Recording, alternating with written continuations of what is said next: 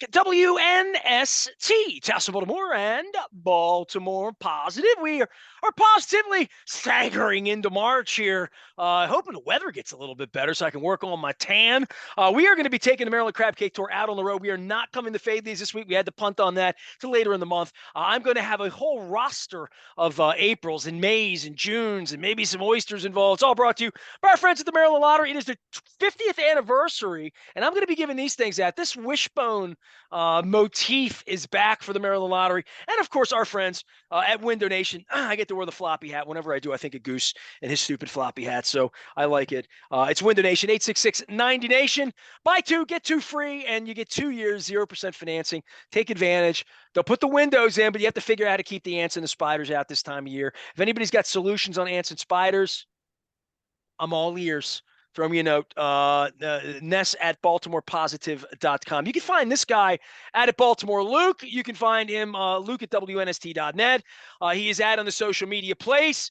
His little fingers are in the keyboard. Do you already have the WNST text? Lamar Jackson has been. Do you have that brought to you by Coons Ford ready to go? Or are your fingers, we're there, right? I mean, some things are going to start happening on that front. But in the meantime, like, Terps are interesting. Orioles, there's other stuff going on besides Lamar, Luke. Oh, there really is. And at this point in time, if you're like me, I think you're so fatigued. You're out, Lamar?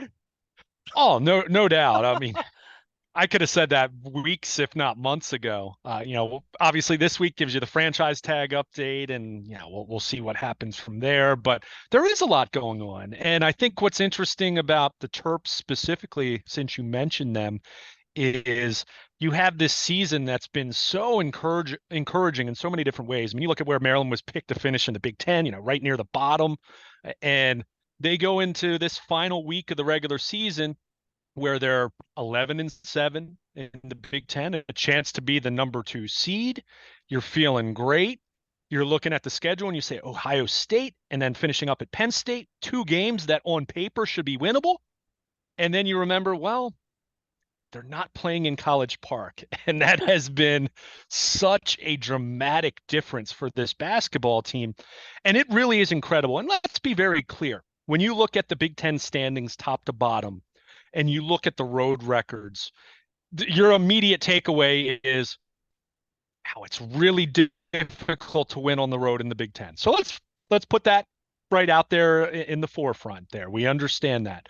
But when you're talking about a Maryland team with their 11-9 finish in Big Ten play, and that is including a 10-0 record in College Park in Big Ten play and 1-9 on the road. I mean, that's hard is, to do. Like no in doubt. any sport, anywhere, anytime, for it to be so lopsided. In the It's history wild. of sport, I can't think of anything quite like this. Really. Yeah, I mean, it's extreme. It really is. And look, let's be clear. If this were Maryland went 9-1 at home and 3-7 on the road, something like that, you kind of shrug your shoulders because, as I mentioned, it has been that difficult to win on the road in the Big Ten. I mean, you look top to bottom, even the very best teams, road records aren't so great. So you look at that, but I think what's just so frustrating is a week ago, you and I were talking about the Terps and the optimism, and look, that's still there. And I don't want to throw cold water on what they've done this year. It's still been much better than anyone would have anticipated in year one of the Kevin Willard era. But opportunity for me, it was really not winning in Columbus, not beating Ohio State, which would have locked up. They would have been they would have had a first round bye and understanding, or double bye, I should say. Let me clean up my language there. But you look at that, you look at the fact that if they're going into Sunday at Penn State, where they led for most of the first 30 plus minutes, and they had a double-digit lead, and they played so well defensively in the first half, and they had a chance that they could have been the number 2 seed. I mean, that was on the table for them, and they lost. So you lose these 2 road games, you end up being the 6th seed, you're playing late Thursday night, and look, it's going to be the winner of Minnesota or Nebraska. They should win. I mean, hell, Minnesota's the one road game that they won all year in Big Ten play. But you just look at this, and it's just such an underwhelming deflating kind of way to finish the final week when, boy, they were riding high and I mean, had a chance to be the number 2 seed in second place, and wow, that's amazing. And instead, it's just good, right? I mean, everything about this is still good, but you keep looking at this thing and saying, okay, well, they're not going to be playing on the road, so they've got that going for them. And well, they did beat St. Louis and Miami on a neutral court back in early in the season. And they lost to what, by 3 to Tennessee, who was number 7 at that point in time. So you try to look at that, but everything about this team, it just feels so special when they're playing in College Park. But it's sobering realizing that, yeah, they're not playing in College Park again the rest of the season. So I hope what is that? Springsteen plays better in State College next week than they did. Right. So I mean, it just, but going back to Sunday, and I don't want to belabor Sunday too much because, of course, you turn your attention now to the Big Ten tournament, and Maryland's a lock for the big dance. We know that. Most of the bracketology types have, kind of have them on that 8 line. After Sunday's loss, that number 8 seed somewhere in that territory. But you're thinking that it could have been better, right? You had just beaten Ohio State. That Penn State game doesn't matter as much. I mean, Penn State had a lot to play for on Sunday. I mean, they're a team that's firmly on the bubble right now, so you knew they'd come out and play hard. But boy, you have that big of a lead in the second half, and I mean, it goes down to the final play. 2 guys are right there to grab a rebound, and instead it deflects, and you lose on a layup at the buzzer. I mean, it's a tough way to finish out what was a brutal road slate for you in the Big Ten. And again, you're not playing on the road. It's a neutral site. We get that, but it's just you want to regroup, and you like the resiliency of this team, but you also understand they're not playing at home. They're not going to have that home court advantage to the same degree now moving forward. So, what does that mean? We'll see. Again, they play the winner of Minnesota, Nebraska. It'll be a late Thursday night game, and I mean, certainly if they move on there, we'll see what happens. They play Indiana on Friday if they win that game. So, this isn't a case where, yeah, you want them to have a nice run in the Big Ten tournament, but they're not playing for their NCAA tournament lives. But it's where I just look at this last week and say, boy, just win one of those 2 games on the road, and I think we're having a much different conversation. Even if they had lost to Penn State, if they had beaten Ohio State, I think you're feeling that much better about this team just getting that win. And it's not like Ohio State's any good either. So, I mean, it's just Well, the one thing of those I would deals say where, about this week and next week, and having been at this for a long, long time, these Big Ten games, it's where's the tournament? Who's going to travel to the tournament? I saw the Maryland women get overwhelmed near the court in their tournament game because they were playing Iowa, and it looked like Iowa brought 4,000, fans that kind of turned it into a little gym down in the yeah. bottom of Minneapolis where, it's a big, but those women are used to shooting baskets in 18,000 seat gyms at that time of the year where there might not be that many people. I'm interested in how they play late at night where there's going to be 1,400 people and the Maryland Pep Band will be over there. But if it's a totally different vibe with these tournament games, and it was always that way in the ACC. I went down to the Capitol Center 30 years ago. I experienced it. When your fan base travels or can travel or does travel, it doesn't even matter if the place is cavernous, which is one of the reasons I think the ACC liked Greensboro and stuff, because it always felt like you could move down there, be a little bit of vibe, you'd be near the court, that nobody would play in an empty gym, right? Because all of these games are subjected to all of that based on where they are and what time the game is and like all of that and what time Duke plays. We don't play with Duke anymore. This team shoots so poorly in other places, right? They love their own place and the vibe and the energy and whatever that je ne sais quoi, whatever the mojo is that the building has, and it has a lot of mojo, especially you suck, the whole deal, right? Some of these kids don't even remember that from the first time. They're like, oh, you suck. That's a new thing. No. We did that a long time ago. They stopped that.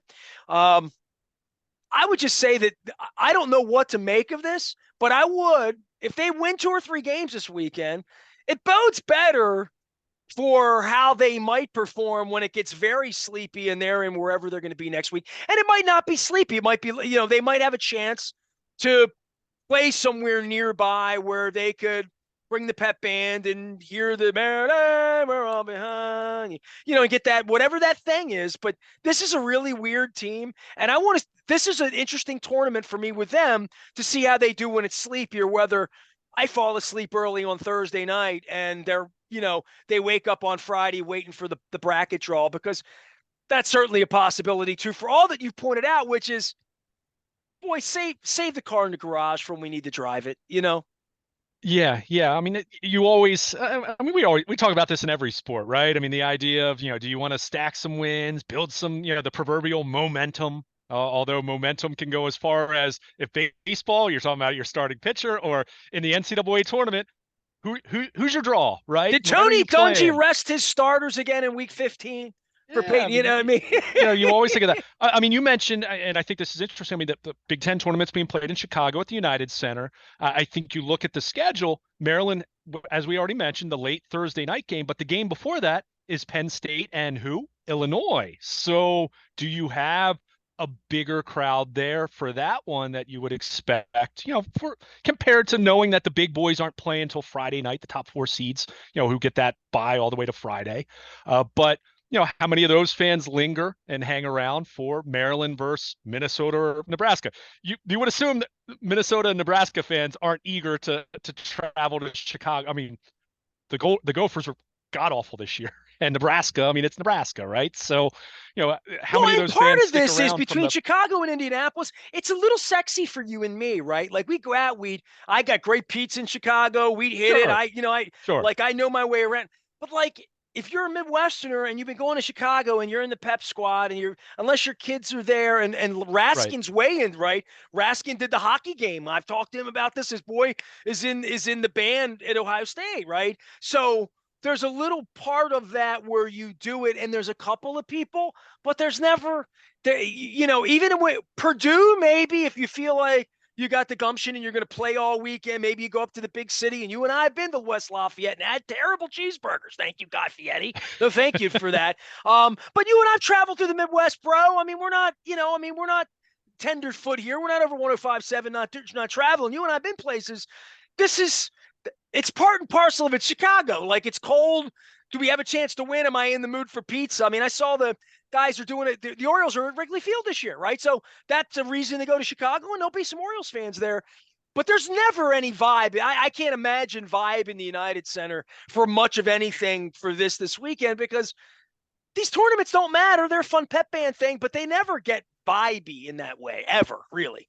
Yeah, I mean, it matters for the teams that need it to matter, right? I mean, Penn State's a great example of this. I mean, after they beat Maryland on Sunday, I saw Joe Lunardi did his updated bracketology on ESPN late Sunday night, and he had Penn State as his last team in the field of 68. Penn State it absolutely behooves them to go to Chicago and beat Illinois on Thursday. Probably puts them in a position where and it all depends on all the automatic bids and bid stealing and all the different mid-major and smaller conference tournaments. We know how that all works, but uh, yeah, if you're a Maryland fan, are you really going to go to Chicago, or are you saving that money to go to wherever they're going to go for the NCAA tournament? Because we know they're a locks. So By the yeah, way, there's there was a always some of year that. many years ago where they played in Austin, Texas, and I didn't go. It was 30 a long Gary a long long time ago. They played an early Okay. round, and I didn't go. And I think I didn't go because I didn't think it would be any fun, and maybe I Hmm. thought they were going to lose quickly, because I did that in Knoxville and it sucked. I did a Yeah. couple. I did Steve. I did some of those games, and it's fun to do them, and I would do them again now that I haven't done one in 15 years if it were in the right place. Spokane didn't sound interesting to me. Then I went to Spokane and I'm like, that might have not been so bad. The Weed Eater Bowl, some of these things that didn't sound very sexy in the beginning, right? They start to sound a little more interesting to me than, I don't know, going to Detroit and going to a Ravens game or something like that. I don't know. But I do wonder about the traveling part of this, because it's been plague and like all of that. Big Ten, all these places are different. But if you believe they can win, and Yeah. look, dude, we did a segment last week where we were talking 16 and stuff. Now we're talking like, geez, can they Sure. just shoot the ball in Chicago late Thursday night against whoever they're? Can they just beat a breathing team someplace that not College Park? That's a different place. I mean, they don't smell like we're going to be talking about them after St. Patrick's Day, do they? I mean, they really don't. I mean, it's like I said, and I said this when we talked about this last week. It still comes down to what are the matchups, right? I mean, it's so important. We've seen that so many times. I mean, the one Mark Turgeon's Sweet 16 team, which was the Suleiman, Diamond Stone, the hired guns year, right? I mean, that's kind of what it was. If you recall, go look at who they beat in the first and second round that year. I mean, their second round draw was a dream for them to be able to get to the round of 16. Because remember, that team was kind of wavering down the stretch and had not been as good as it looked like it could It was going be to build in their January. confidence. Yeah, yeah. But for me, I mean, it's a couple things really. I mean, one, they need guys to step up beyond Jameer Young. I mean, he was again fantastic on Sunday, but look at what happened. I mean, even with Maryland having the lead that they had until the final 8 minutes or so, you know, Dante Scott had 1 point. Hakeem Hart had 3 points. I mean, these are your seniors, right? I mean, I'm not saying they have to, put 20, but I mean, you have Jameer Young. We know Julian Reese has played well down the stretch. Ian Martinez had a great first half for them on Sunday, but look at the rest of the contributions. I mean, you know, I don't want to give their defense a pass because their defense, which has been their calling card all year, was not good in the second half. And yeah, Penn State made shots and shot the ball better than they did in the first half, but they gave up 43 points after halftime. I mean, you can't do that, especially in the Big Ten. So, for me, if there's anything I want to see from this Big Ten tournament beyond, yeah, sure, you certainly don't want to bow out Thursday night. You want to at least win Thursday night, get to Friday, see what happens against Indiana, and whatever happens after that. Again, it's the Big Ten tournament. It's not what everyone cares about. If your ticket's been punched for the dance, the conference tournament's just But these not guys have a little something more to play for. And I might sure. want to point out that the one thing about these tournaments is you're not playing at anybody else's gym either. Right. To Oh, your no point, question. Nebraska, I mean, it's It's just going to be neutral. a quiet place to play. And that makes it uniquely different where maybe they shoot the lights out in a quiet gym and they're playing on Sunday. You know what I mean? I don't Right. know. But eventually they'll Or run into an Indiana or a Illinois. They'll run into somebody, Purdue, that's going to like bring some people in and turn it into a road game by Saturday, I would think, unless one of the lesser lights sneaks in and doesn't have anybody there either. Chicago's one of those weird places, though, where like they would run out and be a part of it because so many people live in Chicago from all those mhm. places that those places, if Northwestern something happens, oh my God, it'll turn into a home game like quickly. Yeah, well, and that's why I made mention as much as we're looking at that sleepy late Thursday night game, Illinois plays right before then. So, and I get it. Champagne's not right down the street from Chicago, but it's same state. And you wonder, and Illinois had some performances. I mean, they gave Purdue everything they could handle over the weekend, but it's certainly going to be interesting to see how they respond playing on a neutral site. You'd like you just mentioned depending on the crowd. Can you bring your own energy if there isn't that crowd? If it is a crowd that's a little more partisan, which certainly if they win Thursday night, they're playing Indiana Friday. Hoosiers are going to travel, right? I mean, you would expect that. I mean, that's not that far away for them to bring a ton of people. So how do you respond to that? Because I mean, it's again, how much of that can you take away from to apply to the big dance? Again, it's hard to say. Where's your draw, or where are you playing? Who'd you draw? All of that. This is a So vibe thing this weekend. It's yeah, just don't sure. stink this weekend. And I do think the last two games on the road this week, the sort of it gets in your head, right? It's clearly in their head. They're losing the teams How could it not that be? they're a better team. Yeah, and look, I mean, I obviously where living where I live in southern Pennsylvania, not that there's a whole lot of juice for Penn State basketball compared to Penn State football, but anyone who's watched Penn State this year, I mean, Pickett's a phenomenal player, one of the best players in the Big Ten. He's been their guy, but they've relied on 3-point shooting. They have very little post presence. They shoot and they shoot and they shoot some more. And we saw them finally start hitting some shots down the stretch on Sunday. But that's a team that you've got to go out and play well because at times they look like a team that's a legitimate tournament team, and other times they've looked, kind of like Maryland in that way. So, but I think for Maryland, it's what you just said. It has to be in your head at this point. And yeah, you can point to the fact that they won a couple games earlier in the season on a neutral floor, and how applicable is that in when you're talking about November or December? I mean, it's just it's hard to say, but it is frustrating because you look at this team and there's so much to like, and there's so much to be excited about. And I mean, Jameer Young's been such a phenomenal player for them, but this last week was deflating, no question. Doesn't mean they can't recover.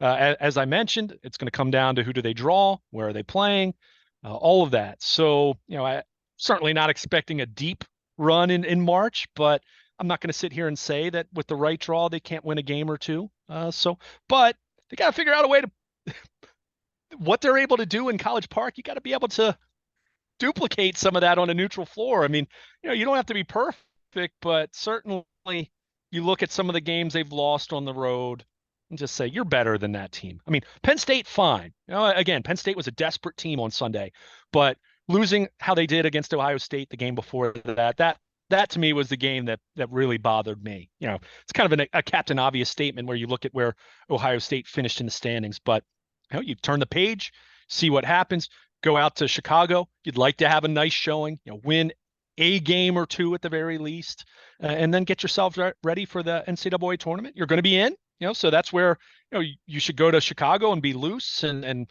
want to play well, but also that the pressure's not immense on you. So go out there and bring some energy and try to win a ball game away from College Park. And if you do that, just think what that might be able to do in terms of giving you a little extra juice then for when the brackets are announced next Sunday night.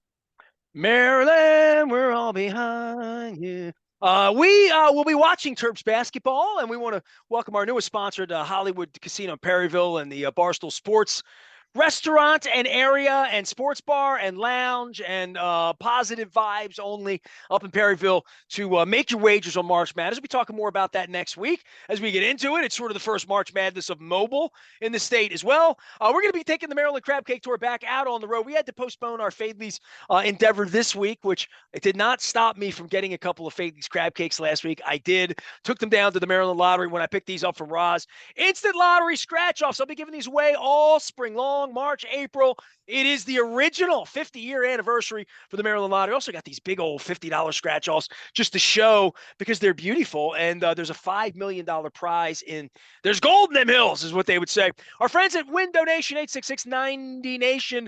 You buy two, you get two free. You get 2 years, 0% financing. It's a better deal than they gave me. And make sure you ask them about the ants and the spiders now that it's springtime. I got to work that out. It's spring. It's spring cleaning being done around here. Luke and I are going to talk some baseball. We are certainly going to talk some football as we get into this Lamar Jackson thing. We've had combine, we have a draft, all that going on. And we're going to get the Maryland Crab Cake Tour back out on the road. I am Nestor. We are WNST AM 1570, Towson, Baltimore, and we never stop talking Baltimore positive.